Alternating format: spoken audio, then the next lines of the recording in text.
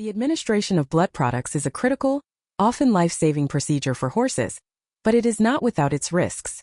Approximately 16% of blood transfusions in horses are associated with adverse reactions. These negative outcomes can be triggered or made more likely by biochemical, structural, and immunological factors that change over time as blood is stored.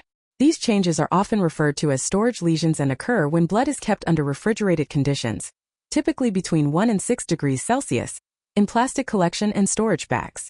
Storage lesions are time-dependent modifications to the structure and metabolism of red blood cells, ultimately increasing their susceptibility to breakdown, known as hemolysis. The study of storage lesions has been extensive in human transfusion medicine. Over the past few decades, advancements in metabolomics, the comprehensive study of small molecules within a biological system, have provided significant insights into the molecular changes that human red blood cells undergo during refrigerated storage.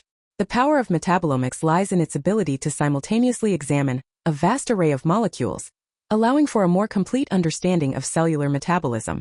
This understanding can then be used to refine strategies for selecting blood donors, develop better additive solutions for storage, evaluate the impact of leukoreduction, a process of removing white blood cells, or identify quality markers to enhance the safety and effectiveness of blood products.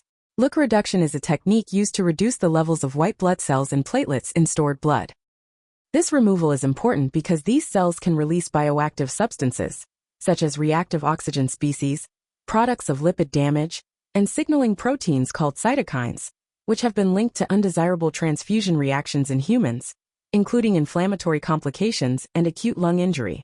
In equine transfusion medicine, much of the focus has historically been on blood typing to ensure compatibility between donor and recipient.